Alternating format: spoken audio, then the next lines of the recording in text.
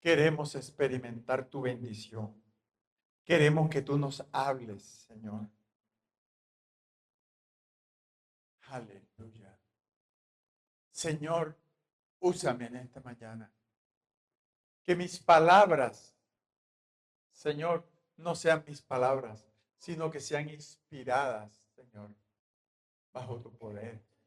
Que sea el Espíritu Santo de Dios quien tome el control, Señor, en esta mañana, de todo lo que nosotros vayamos a hacer y a decir a partir de este momento. Espíritu de Dios, glorifícate en las vidas de mis hermanos. Háblales hoy, Señor. Tú tienes una palabra para cada uno de ellos. Gracias, mi Dios.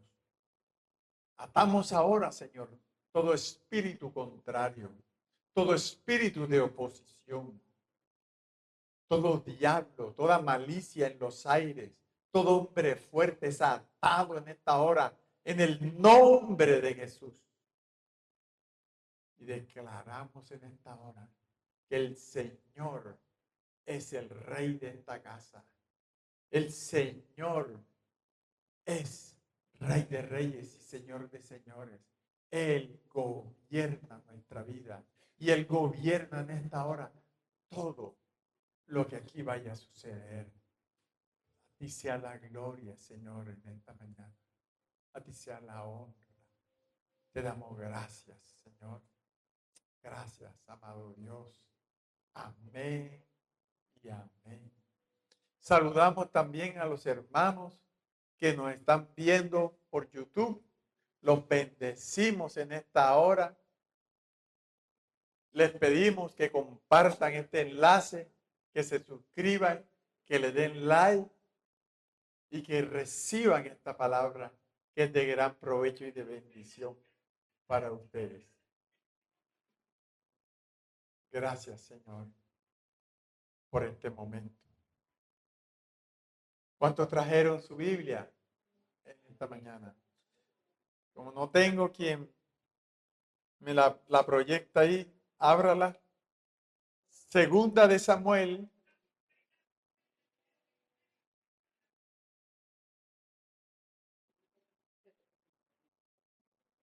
Sí, mejor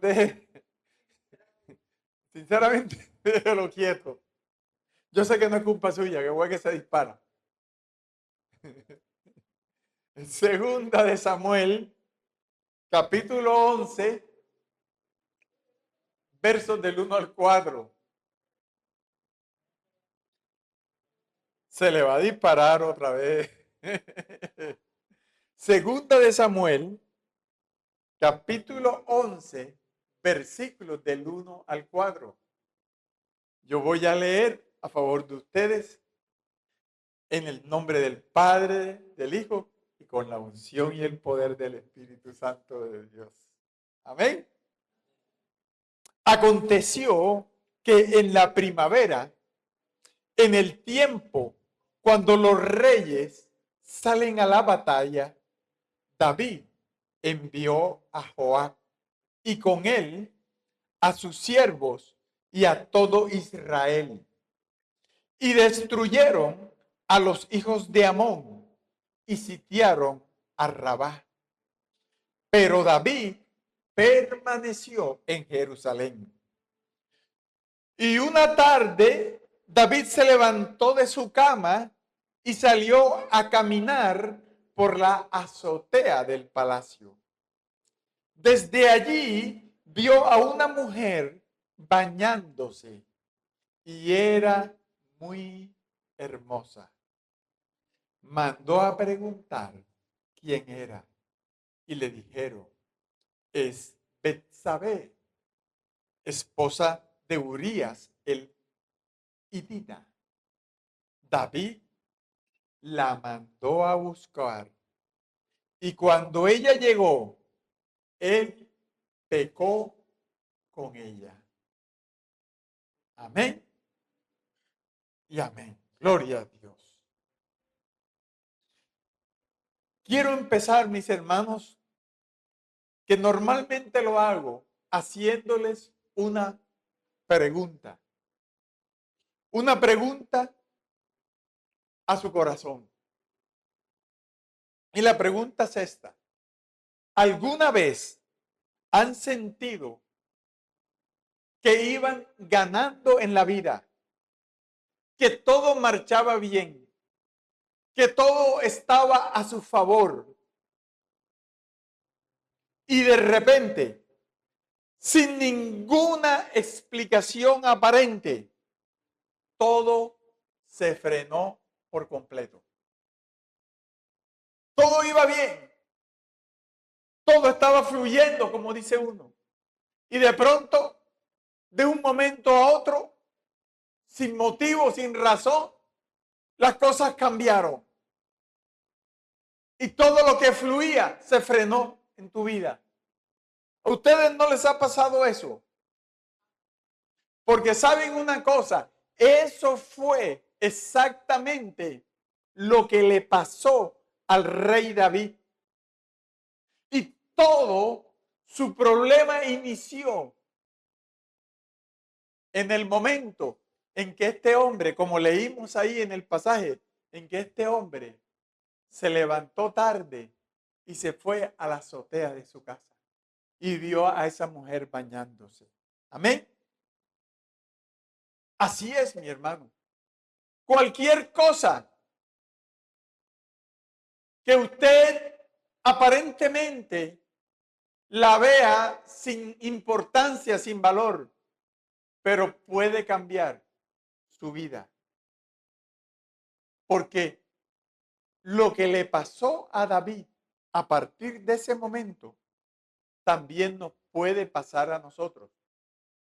No es que nos montemos en una azotea a ver, no es eso, pero sí, porque a partir de ese momento, cuando este hombre dice la Biblia que pecó con esta mujer, la vida de David y todo lo que le sucedía cambió.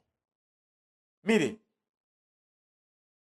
la Biblia nos habla de los primeros 4 reyes de Israel. Y cada rey de estos nos deja hoy una enseñanza que quiero transmitirle a ustedes. El primer rey de Israel, y vamos a empezar por ese, se llamaba Saúl. El pueblo lo pidió y Dios se lo dio. Y como Dios le entregó a este hombre tenía unción, tenía llamado de Dios, pero tenía un problema, que amó más los aplausos de la gente que la obediencia a Dios. Y eso es bien importante. Porque este hombre, este primer rey, Saúl, lo tenía todo, pero prefirió quedar bien delante del pueblo, prefirió quedar bien delante de la gente antes que quedar bien delante de Dios.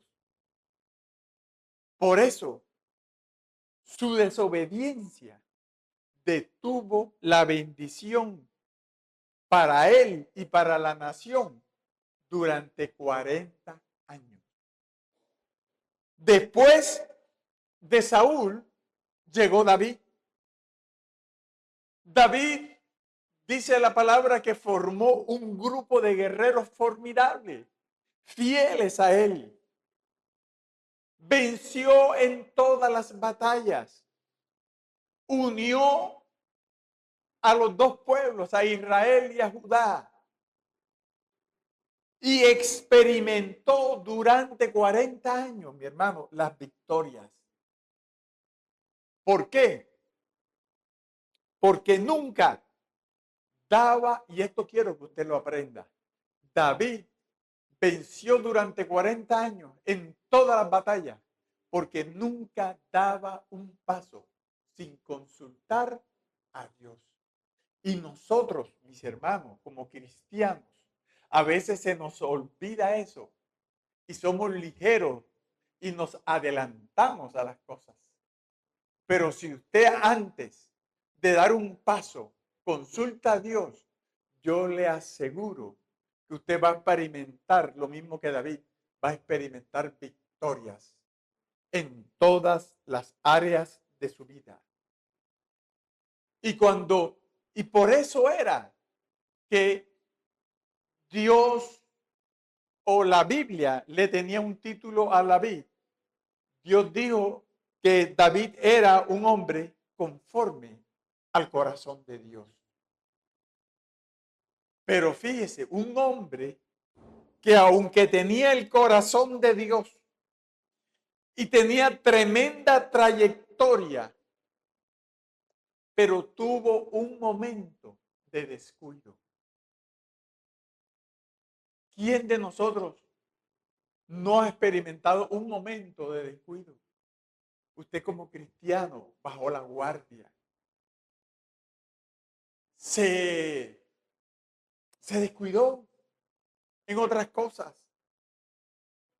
Y David, en el instante en que llegó a esa terraza, como leímos al principio, ese momento fue suficiente para frenar en seco el avance que tenía. Y nosotros tenemos que tener mucho cuidado con eso. Ser muy cautelosos como hijos de Dios para no frenar nuestro avance. Y si alguien ya es tiempo de arrepentirse, como hizo David, y de pedirle perdón a Dios. Porque luego de David vino como rey de Israel su hijo Salomón. Usted conoce la historia de Salomón. Salomón recibió un reino fuerte, un reino rico, un reino con un impulso. Y Salomón supo aprovechar todas las bendiciones que le dejó su padre David. Y durante el reinado de Salomón fue todo lo contrario al reinado de Saúl. Durante el reinado de Salomón hubo 40 años de paz en Israel y de prosperidad,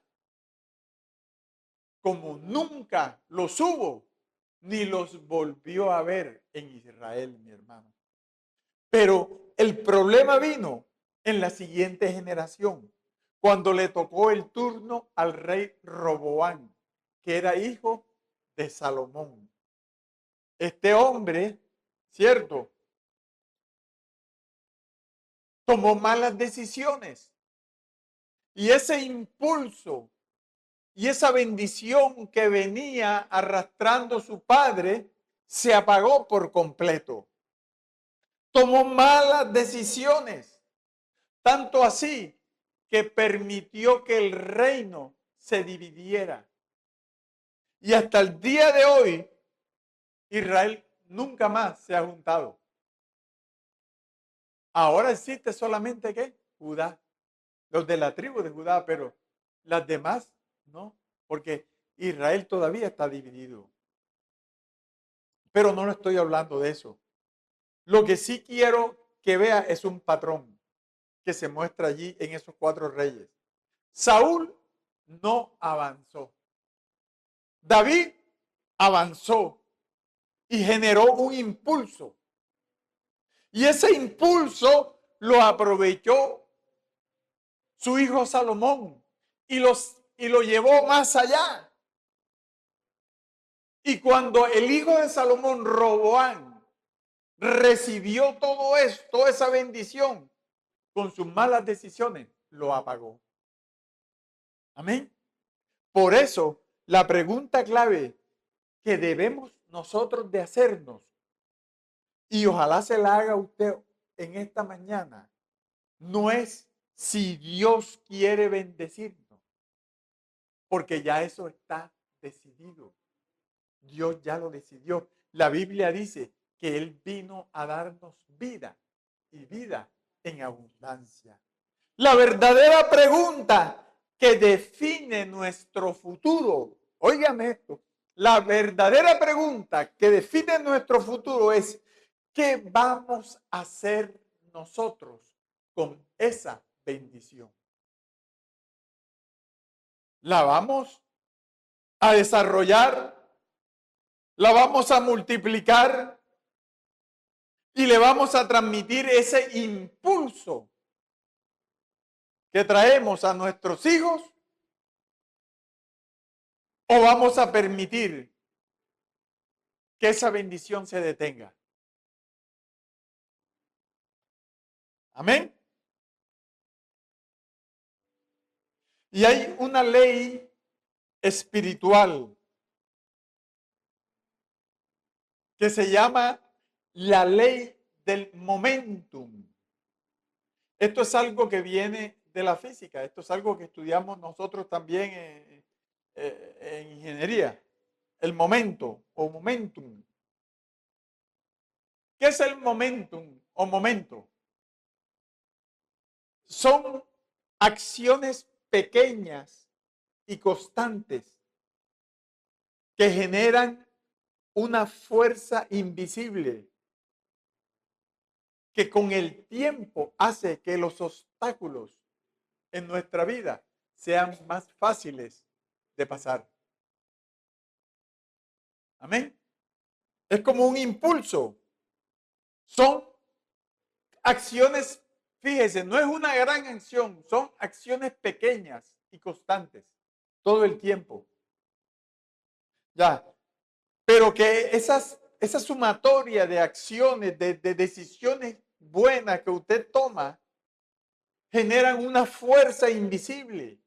Y esa fuerza invisible con el tiempo hace que los obstáculos que se van a presentar en tu vida sean mucho más fáciles de que usted los supere, mi hermano. Amén. Y cuando hablo de momento o de momentum divino, me refiero al respaldo sobrenatural de Dios.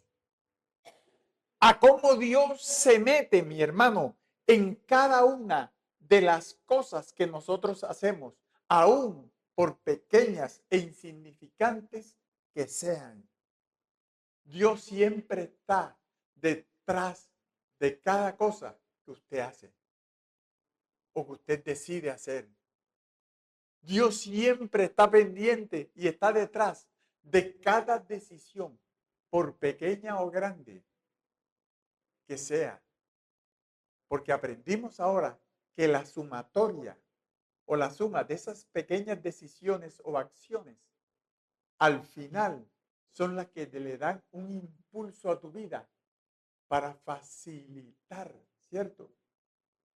Para facilitar tu avance en todas las áreas de tu vida. No sé si me está entendiendo. Amén. Y Dios activa ese impulso.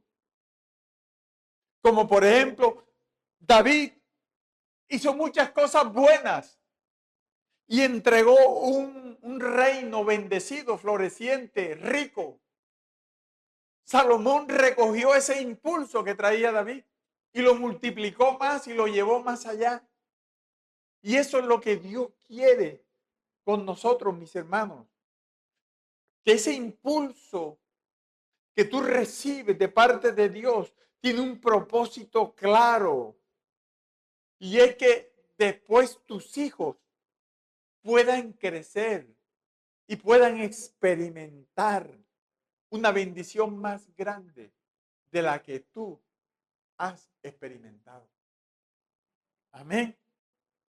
Ese impulso es para que tú también puedas crecer y experimentar la plenitud de lo que Dios está haciendo en tu vida. Amén. ¿Me estás entendiendo esas dos cosas? Porque ahora ese avance o ese impulso que Dios nos da no es constante, no es lineal. Porque muchas veces nosotros como cristianos experimentamos, ¿cierto? Días hermosos, días de victoria, días de bendición. Pero de pronto parece que algo comienza a funcionar mal. Parece que algo comienza a desgastarnos, ¿cierto? Y las cosas en nuestra vida comienzan a frenarse. Las bendiciones ya no fluyen con esa misma velocidad, con esa misma de antes. Y yo quiero aquí compartir con ustedes 5 enemigos espirituales que operan en el secreto para apagar el impulso que Dios ha puesto en tu vida. Amén. El primer enemigo es apartarse del grupo. Apartarse de la congregación. David venía de victoria en victoria. La palabra de Dios dice que cada vez que David salía a una batalla, la ganaba. La ganaba. Pero leímos al principio y dice que en primavera, cuando los reyes salen a pelear las batallas, dice la palabra que David se quedó durmiendo en su palacio. No salió, no fue a la guerra, se apartó de su gente, se apartó de los valientes, de sus generales. Y fue justo allí cuando estaba solo, cuando estaba ocioso, cuando estaba alejado de los suyos, cuando el enemigo encontró una puerta abierta para hacerlo caer. Por eso dicen por ahí que la ociosidad es madre de todos los vicios. Primero cayó ¿en qué? En adulterio. Y después, no contento con eso, mandó a matar a Urías y cayó en homicidio. Y al final, dice la palabra que Dios permitió que el fruto de ese pecado, ese niño, muriera.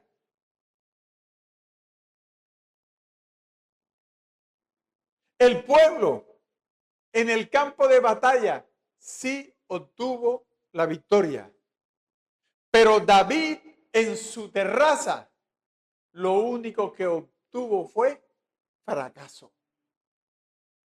Y ese mismo patrón, si usted lo puede leer, por ejemplo, anote la cita, en el libro de Génesis, capítulo 38, allí está la historia de un hijo de Jacob que se llamaba Judá. Dice, y allí nos habla que cuando Judá llegó un tiempo en que tomó una decisión de apartarse de sus hermanos. Y cuando Judá se apartó de sus hermanos, le sucedió algo muy parecido a lo que le sucedió a David. Y Judá pecó y ofendió a Dios. No, lo primero que te quiero decir, no te separes de tus hermanos en Cristo. No te separes de tu grupo, no te separes de tu iglesia, no te separes de la gente que camina contigo en la fe.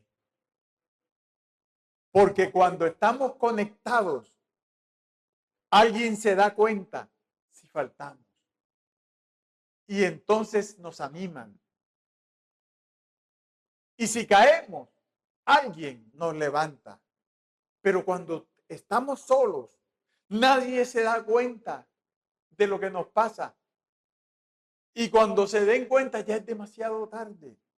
Por eso la palabra de Dios, y se la voy a leer en el libro de Eclesiastés, en el capítulo 4, versos del 9 al 12, dice esto, mire, le voy a traer, dice, mejores son dos que uno, porque si cayeren, el uno levantará a su compañero.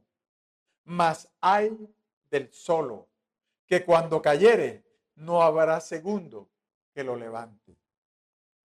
Y al final dice, y cordón de tres dobleces no presto se rompe. Cordón de tres dobleces no se rompe, mi hermano. El Espíritu Santo, el esposo y la esposa.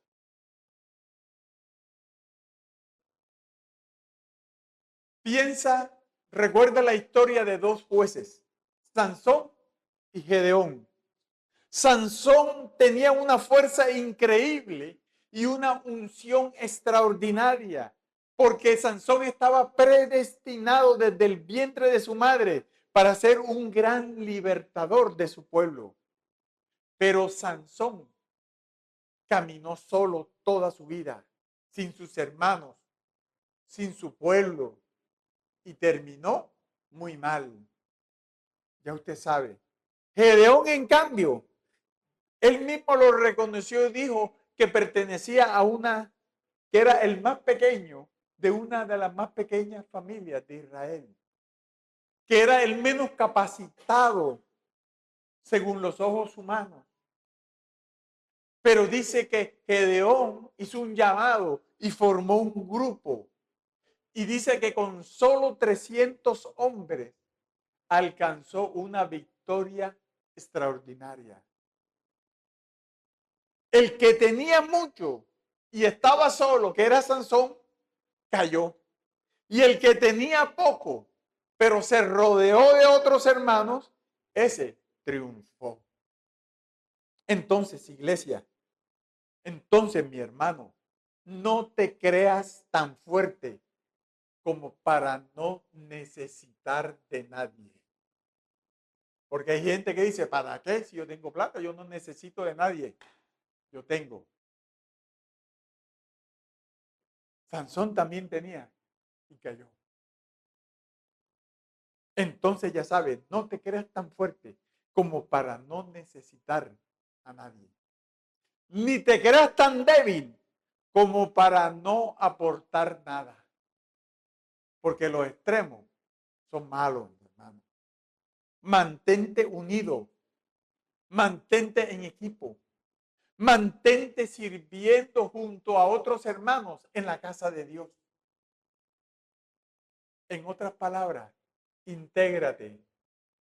No te salgas de tu congregación. Amén. Segundo enemigo, la burla y el menosprecio. Dice Nehemías capítulo 2, versículo 9. Anote los que están tomando nota. Nehemías 2, 19.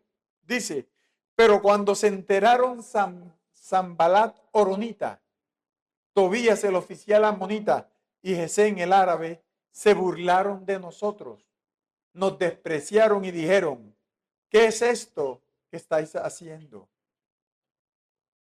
Mire, el pueblo de Israel había pasado 70 años cautivo en Babilonia.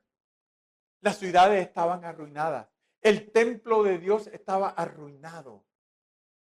Y dice la Biblia que había un hombre que se llamaba Nehemías, que tenía un alto cargo en Babilonia y era judío. Este Nehemías servía como copero al rey. Y Nehemías tomó la decisión de organizar al pueblo y reconstruir los muros y reconstruir los edificios de Jerusalén.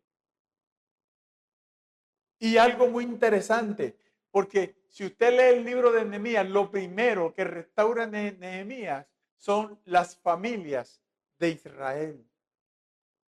Antes que la congregación, mi hermano, está el hogar. Cada familia trabajaba unida.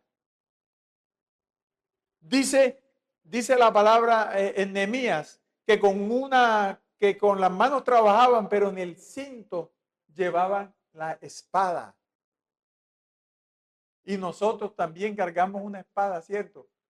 Trabajamos, pero cargamos una espada allí, que es la palabra de Dios. Y mientras edificamos y mientras trabajamos, llevamos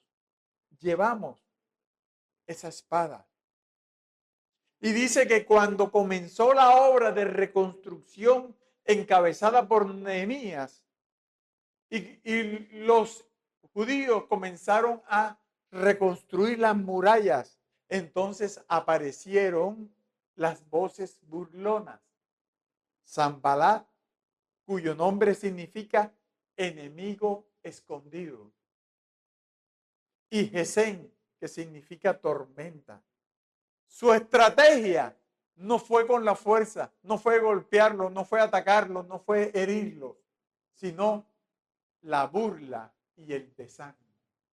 Comenzaron a burlarse para que el pueblo se cansara y abandonara la obra de Dios.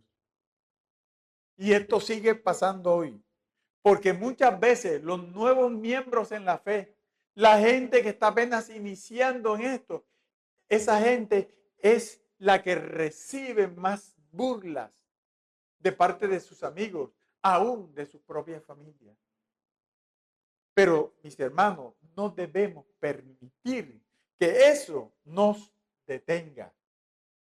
Miren lo que dice en el libro de Lucas, capítulo 12, verso 51. El Señor Jesús aquí nos advierte. Dice, ¿pensáis que vine a dar paz en la tierra? No, os digo, sino más bien división. Estarán divididos el padre contra el hijo y la madre contra la hija. Porque cuando decidimos entregarnos a Dios, es posible que aún hasta nuestra propia familia se burle de nosotros y nos rechace. Amén. Pero reconocemos que, y la palabra lo dice en el Evangelio, que eso mismo hicieron con el Maestro. Eso mismo hicieron con Jesús. Si a nosotros nos señalan, si a usted lo señalan, si se burlan de usted, es porque usted se está pareciendo a Jesús. Amén. Entonces, mi hermano, no permitas ni dejes que la burla frene. No permitas que la burla detenga tu restauración. Amén. El tercer enemigo es olvidarnos de la casa de Dios. Ageo, capítulo 1, verso 2, dice, así dice el Señor de los ejércitos. Este pueblo dice, no ha llegado el tiempo de que la casa del Señor sea reedificada. El profeta Ageo vivió en la época de Nehemías y de Esdras. Y su mensaje, mis hermanos, apuntaba a algo muy específico. Ageo apuntaba siempre, y su palabra era a reconstruir el templo de Dios. A reconstruir el templo. Pero el pueblo tomó una decisión. El pueblo tomó una mala decisión por su propia cuenta. Y dijeron que no era el tiempo de reconstruir la casa de Dios. Nadie los guió a llegar a esa conclusión. No hubo voz profética. Ni siquiera sus líderes fueron los que dijeron. Simplemente todos decidieron postergar la construcción, la reconstrucción de la casa de Dios. ¿Y sabe qué pasó? Que esa decisión que ellos tomaron atrasó la obra por 16 años. Y aquí hay una lección importante. No siempre el pueblo tiene la razón. Piensa en Noé. Cuando Noé anunció el diluvio, la gente se burlaba. Lluvia, ¿y eso qué es? Nadie le creyó. Confiaron en su propio criterio. Y dice que las consecuencias fueron devastadoras. El diluvio, cierto, se lo llevó a todos. No debemos detenernos cuando las cosas van bien, porque pensamos que no es el momento. Hay que mantenerse en movimiento. Hay gente que cuando las cosas van bien, se detiene y no viene más a la iglesia, porque ya las cosas van bien. Cuando algo se detiene, volverlo a retomar después cuesta más trabajo, mi hermano. Usted sabe que si usted no utiliza el músculo, se atrofia y después no lo puede mover. Y si lo mueve, es doloroso. Lo interesante es que aquel pueblo que habla el profeta Ageo no era un pueblo perezoso. No postergó la obra del templo por pereza, porque ellos trabajaban duro. Y entonces el Señor los reprende por intermedio de Ageo. Ageo 1:6. Mire lo que dice. Sembráis mucho, pero recogéis poco. Y el que recibe salario en saco roto o en bolsa rota.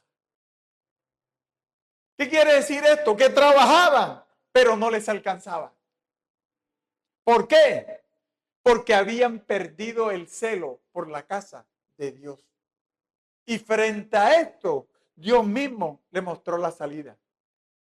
Dios les dijo, ¿quieren salir de esto? Bueno, Ageo 1:7, considerad bien vuestros caminos. Subid al monte, traed madera, reedificad el templo, para que me agrade de él. Por causa de mi casa, que está desolada, mientras que cada uno de vosotros corre a su propia casa. Mi hermano, no nos olvidemos de la casa de Dios. Que el celo por ella nos motive. Porque todo lo que sembramos allí, nuestro tiempo, nuestro servicio, nuestras ofrendas, todo eso tiene, mis hermanos, una recompensa. Amén.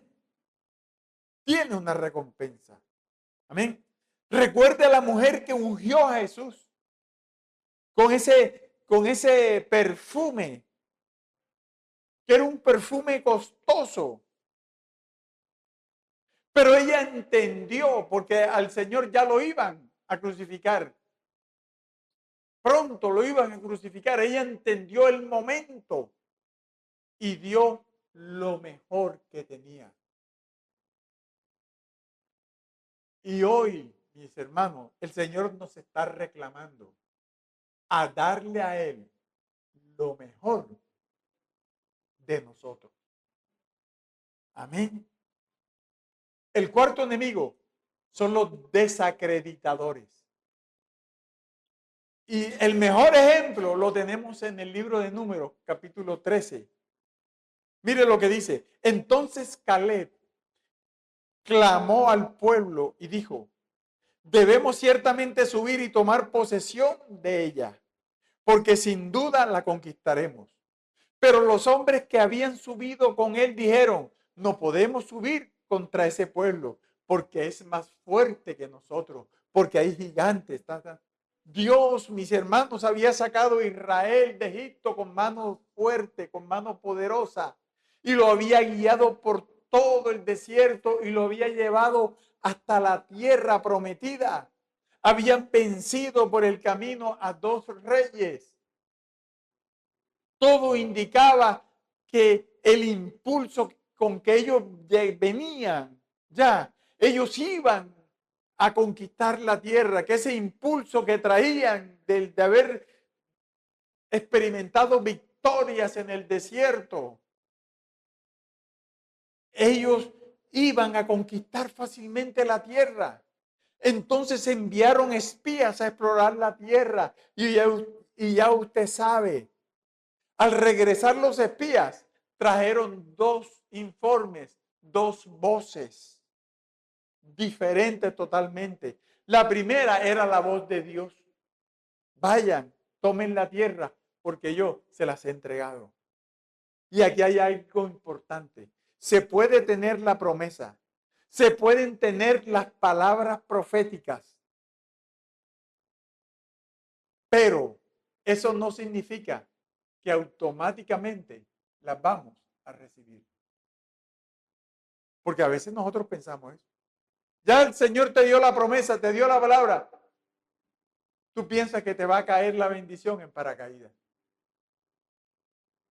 Mis hermanos, Dios nos señala el camino, pero usted y yo tenemos que caminar ese camino. Y la segunda fue la voz de los desacreditadores. Uy, no podemos conquistar esa tierra porque allá hay gigantes.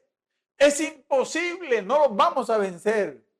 Y el pueblo, en vez de recordar todo lo que Dios había hecho por ellos, abrir el mar rojo y todas esas cosas, se dejaron llenar de miedo por esas palabras. Dice Números 14, 1 y 2. Dice, entonces toda la congregación levantó la voz y clamó, y el pueblo lloró aquella noche. Y dijeron, ojalá nos hubiésemos quedado en Egipto. Ojalá hubiésemos muerto en Egipto y no aquí en medio de este desierto. Mire, cada día en tu camino de conquista, porque nosotros cada día, ¿cierto? Estamos caminando un camino de conquista por un mejor trabajo, por una mejor familia, para que mis hijos tengan una mejor vida, para que nosotros nos esforzamos por tener una vida plena en Dios también, como cristianos que somos, tantas cosas. Y en ese caminar y en esas luchas, vamos a escuchar siempre dos voces, la voz de Dios que te recuerda que Él te ha sostenido siempre, que Él te ha sostenido hasta ahora, y la voz de los desacreditadores que quieren llenarte de dudas, que quieren llenarte de temor. Pero yo en esta mañana te digo, mi hermano, no le temas a los gigantes, no le temas al problema.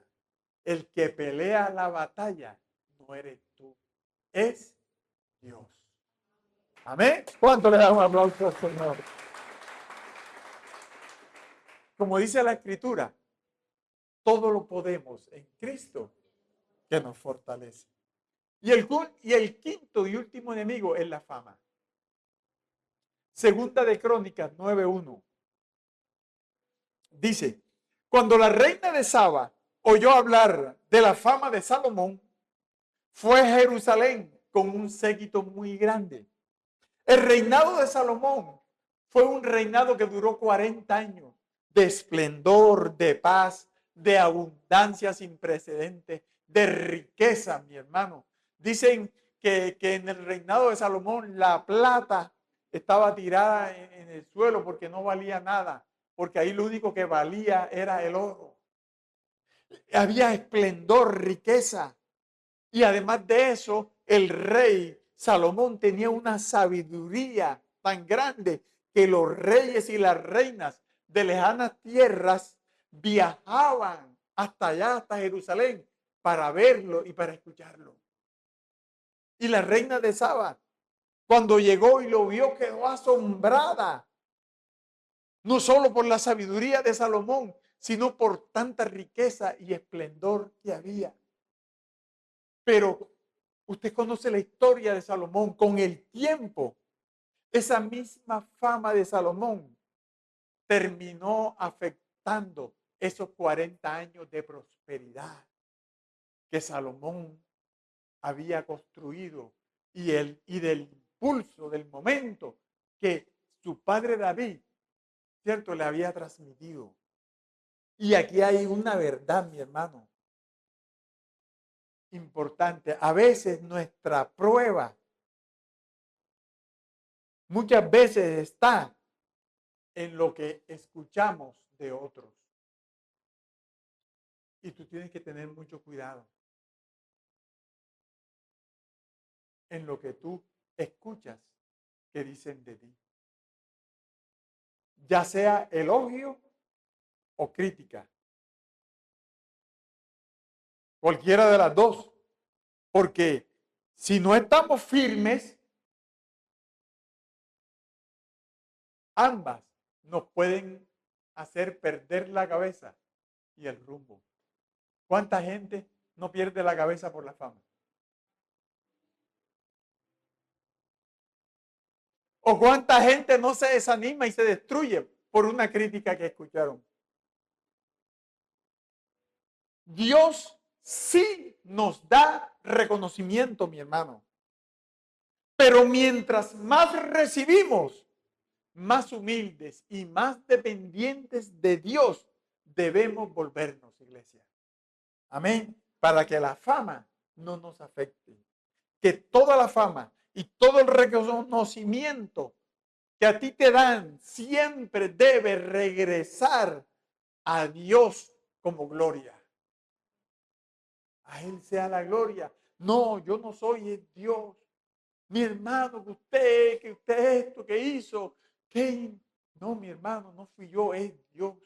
La gloria es para Dios. Siempre. Amén.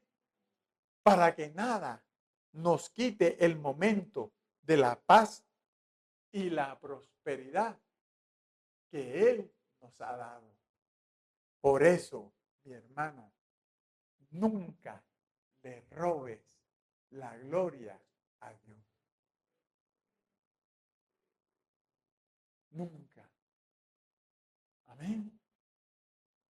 Ponte de pie. Mire, el enemigo de nuestras almas conoce muy bien nuestra vida. Él conoce muy bien nuestra vida.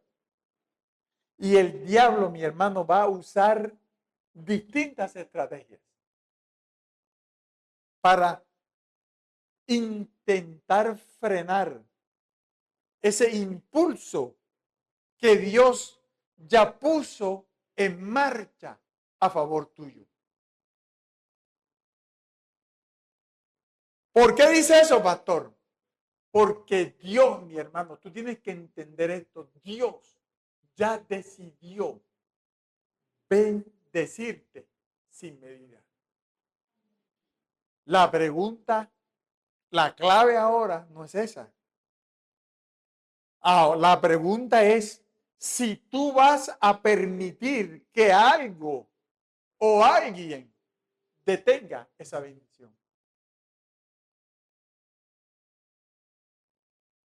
Entonces, tú necesitas mantenerte dentro de la congregación. Mantenerte dentro del grupo. Resistir a la burla. Nunca te olvides de la casa de Dios. No escuches a los desacreditadores, a los burladores.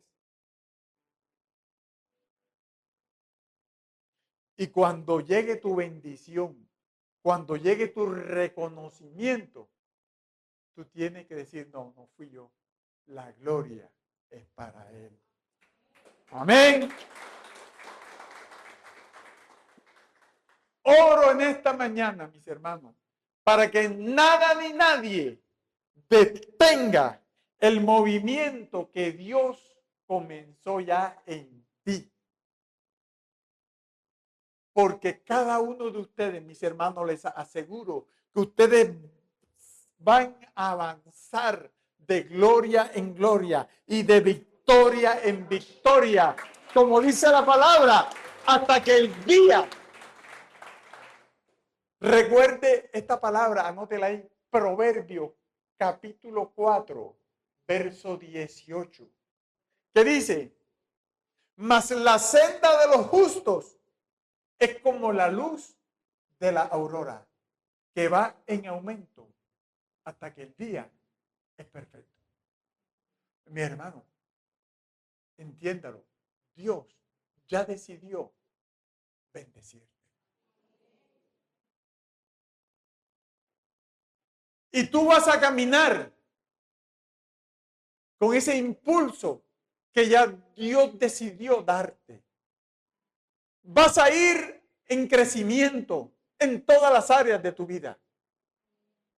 Pero tú decides si avanzas